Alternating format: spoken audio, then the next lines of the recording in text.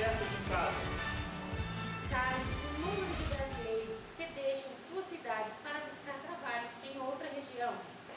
Denúncia de corrupção volta a derrubar funcionários do Ministério dos Transportes. O diretor interino do DENIT não resiste a suspeitas de tráfico de influência. Mais de 30 países reconhecem os rebeldes como o governo legítimo da Líbia. Um vulcão desperta depois de 20 anos na Indonésia. Hugo Chávez anuncia que voltará a Cuba para sessões de quimioterapia. Nossos repórteres mostram o início dos Jogos Mundiais Militares no Rio de Janeiro.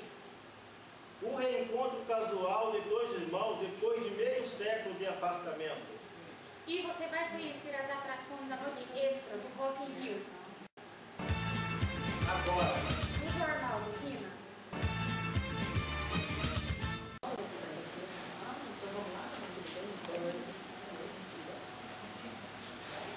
Boa noite. Boa noite. Um estudo do IBGE, divulgado hoje, revelou uma das consequências do desenvolvimento do Brasil. O número de cidadãos que deixam suas cidades para procurar emprego em outras regiões diminuiu. Este casal enfrentou tempos difíceis quando decidiu sair da Paraíba para tentar a vida no Rio de Janeiro. Isso entre os anos 80 e 90. Mas hoje, donos de um restaurante, eles têm certeza de que tomaram a decisão certa no passado. Foi difícil, muito difícil. Muitas vezes eu tinha vontade de ir embora, mas eu ia fazer o que lá? Eu não tinha como. Eu tinha que ficar por aqui mesmo. Um salário maior foi o que trouxe Verônica, funcionária do restaurante, há 2 anos. Mas, ao contrário dos patrões, ela pretende voltar logo para casa, também na Paraíba. Tá melhor um pouquinho do que antes, quando eu estava lá. Minha irmã está trabalhando, meus irmãos também estão trabalhando e o salário parece que aumentou mais um pouco. A migração do Nordeste para o Sudeste continua sendo a de maior movimento, mas a cada ano diminui o número de pessoas que fazem esse caminho, uma tendência registrada em todo o Brasil. Entre os anos de 95 e 2000, mais de 3 milhões de pessoas mudaram de uma região para outra. Entre 99 e 2004, esse número caiu para 2 milhões e 800 mil e foi menor ainda nos anos seguintes. Além de se deslocar menos, os brasileiros estão percorrendo distâncias menores, migrando para lugares mais próximos. E os municípios que mais crescem, segundo o IBGE, são aqueles considerados de porte médio, com até 500 mil habitantes. São cidades que ganharam qualidade de vida com investimentos de novas empresas, indústrias e infraestrutura. Em Maringá, no Paraná, o número de moradores aumentou 24% em 10 anos. Oportunidade de emprego melhor. Minha esposa está vindo daqui uns dias. No sul e no sudeste, a migração é maior da capital para o interior. Movimento contrário do que acontece em grande parte dos estados do norte e nordeste.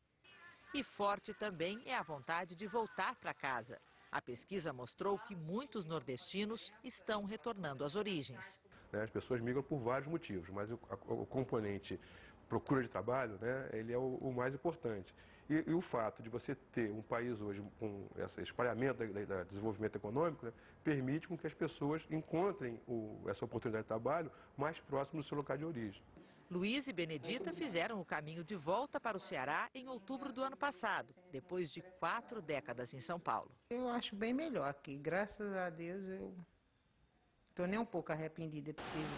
Policiais rodoviários que atendiam a um chamado de acidente numa estrada de Ponta Grossa, no Paraná, acabaram flagrando um crime ambiental. Havia quase 1.000 aves silvestres no porta-malas do carro acidentado. 140 morreram na batida, 100 ficaram feridas e serão tratadas. As demais serão liberadas no parque.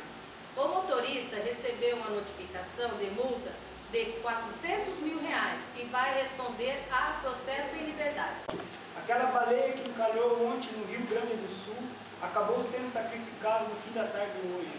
O animal é da espécie jubarte. Recebeu 2 injeções de um anestésico veterinário e, segundo os biólogos, não sofreu.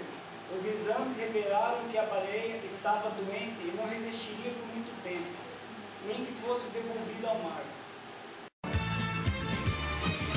Uma nova nova frente fria está a caminho da região sul do Brasil e vai deixar o tempo chuvoso neste sábado, com risco de temporais no Rio Grande do Sul. Esta frente fria pode furar o bloqueio da massa de ar seco que cobre o país e melhorar a qualidade do ar em municípios do Sudeste e do Centro-Oeste na semana que vem. Hoje, algumas cidades do interior de São Paulo chegaram ao estado de alerta, com umidade de 13%. Amanhã, os índices ficam na casa de 30% em toda esta área em laranja. O tempo continua fechado, com chuva a qualquer momento, do litoral de Pernambuco ao do Rio Grande do Norte. Nas outras áreas do Nordeste e do Norte, sol, vai e vem de nuvens e chuva rápida à tarde. Mínima de 10 graus em Belo Horizonte e de 12 em Brasília. Máxima de 27 em João Pessoa e de 37 em Cuiabá. A Justiça Federal de São Paulo acolheu a denúncia do Ministério Público Federal contra 3 pessoas, no caso do acidente com um avião da TAM, no aeroporto de Congonhas, em junho de 2007. A ex-diretora da ANAC, Denise Abreu, e os diretores da companhia aérea, Marcos Aurélio Cássia e Alberto Fartman, foram denunciados por atentado contra a segurança do transporte aéreo. Eles têm 10 dias para apresentar a defesa da justiça. Nesse acidente morreram 199 pessoas. Um ônibus bateu de frente em 2 motos hoje, em São Paulo. 3 pessoas morreram.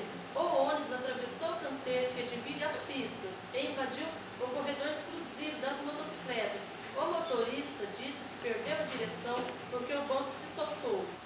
No mês que vem, os motoboys e os mototaxistas terão que se adaptar à lei que passou a regulamentar a profissão deles, mas eles estão encontrando dificuldades para encontrar os cursos preparatórios.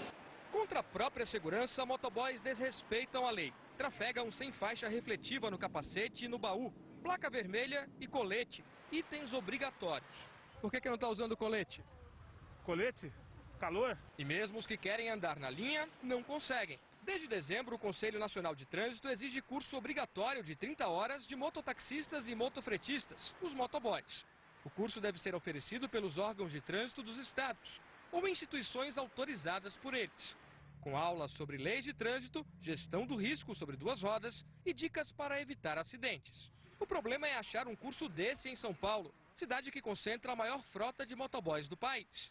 Quero me regularizar o mais rápido possível, só que não está tendo lugar nenhum. O governo quer que a gente coloque e não ajuda a gente. O curso é essencial para que motofretistas e mototaxistas possam cumprir outra resolução do CONTRAN, que entra em vigor na primeira semana de agosto. As motos só poderão ser usadas para uma finalidade: transporte de carga ou transporte de passageiro.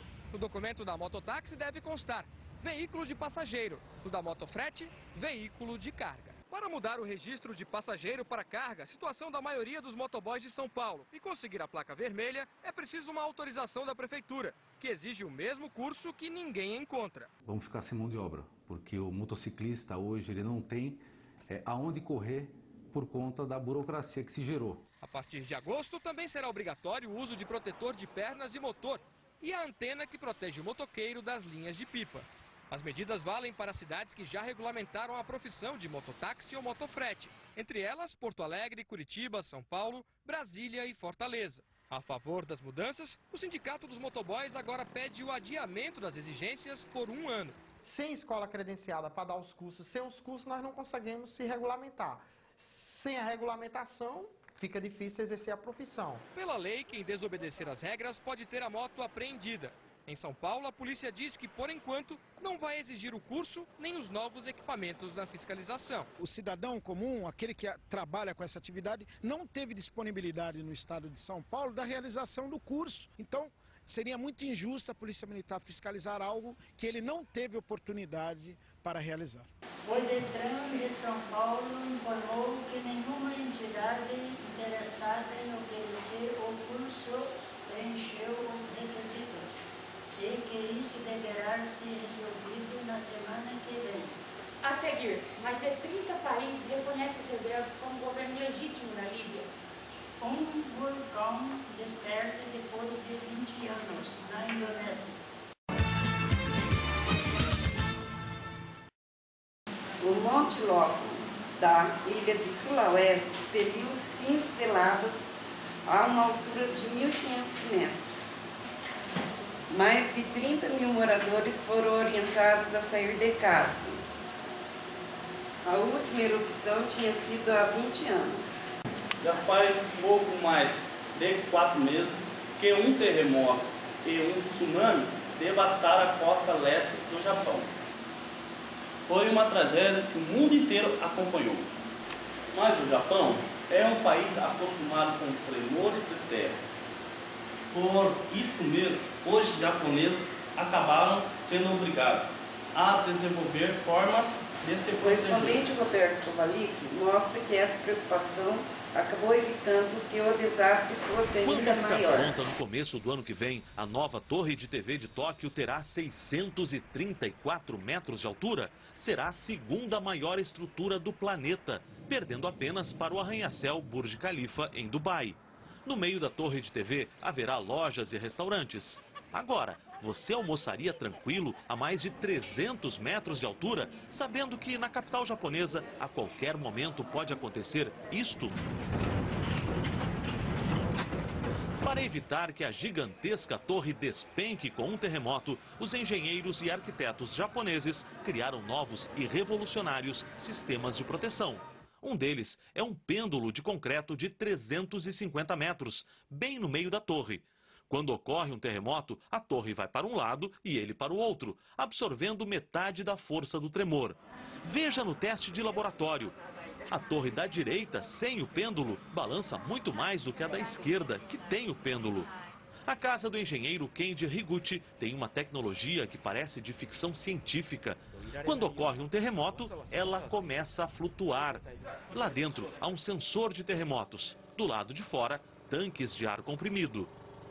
Quando o sensor percebe um terremoto, aciona o sistema que injeta ar embaixo da casa. Ela fica em cima de uma espécie de balão ligada ao solo apenas por abas laterais de aço que impedem a saída do ar. Os encanamentos de água e esgoto têm sanfonas para não se romperem quando a casa é erguida. Nós agora vamos testar o equipamento simulando um terremoto. É fácil, basta apertar um botão ali no sensor. Esta régua mostra que a casa fica a 50 centímetros do solo. Vamos ver o quanto ela sobe, ok? Pelo barulho já está subindo. Quase 2 centímetros. Nós aqui do outro lado não sentimos nada, não fosse o barulho, nem daria para perceber que a casa foi erguida. O engenheiro conta que no terremoto do dia 11 de março, ele estava lá dentro e só viu que o tremor era forte porque os prédios em volta balançavam. Minha mãe, diz ele, dormia no segundo andar e nem acordou. Só ficou sabendo da gravidade quando viu na televisão. Foi graças a tecnologias como essas que Tóquio passou quase intacta por um terremoto que teria arrasado qualquer outra metrópole fora do Japão.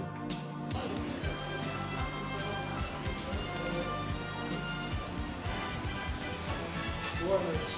Boa noite.